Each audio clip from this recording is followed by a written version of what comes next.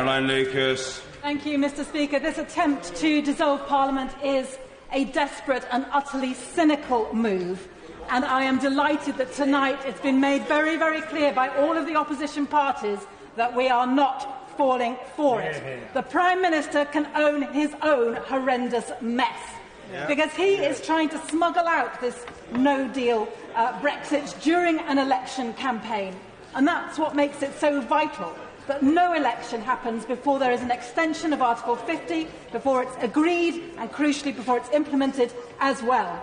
Now, I notice that the Prime Minister has himself scuttled off. He can't even be bothered to listen to the debate on his own motion on something as important as a general election. But let me say that there are numerous reasons why many of us want to get rid of this cruel and callous government. And believe me, I am one of those who absolutely wants to do that, not least because this is a government, for example, which is not only not doing anywhere near enough to tackle the climate crisis, they are actively exacerbating it with fracking, with fossil fuel subsidies and so on. This is also a government that has the arrogance to claim that the so-called bumps in the road, that the no-deal Brexit is going to be just bumps in the road. How dare they? They might be bumps in the road to a front bench who has the luxury to be insulated from the impacts of that disastrous no-deal Brexit. But for most of our constituents, a no-deal Brexit spells real disaster, and it is not bumps in the road. And the mere fact that they could use that phrase suggests just how out of touch they are with their own constituents. But a general election on the Prime Minister's terms right now is a trap.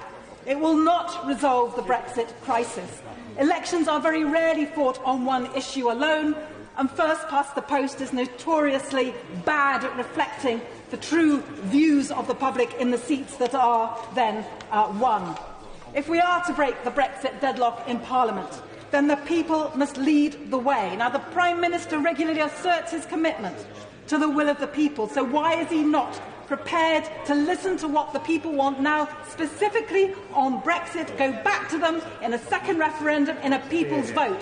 That is how we resolve Brexit, not by proroguing and dissolving and dodging and obfuscating. Now, I want to make one more important point, which is about how the people of our country have been let down by successive governments. The status quo is intolerable for huge numbers of people in our country. Brexit laid bare the extent to which our governance structures are derelict. The social contract is broken, the power game is rigged.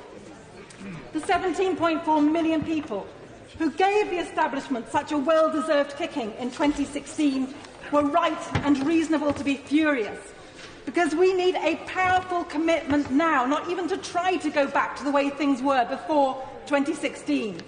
But that means tackling democratic failure as well as economic failure. It means redistributing power as well as wealth. So if the government were genuine about being on the side of the people, they'd be honest enough to own the complete chaos that they've managed to create. They would put country before party and back a citizens' convention to revitalise our democracy, and explore proposals like a codified written constitution, a fairer voting system so that people's views are properly heard. Let's at last have a democracy that puts people at the heart of it.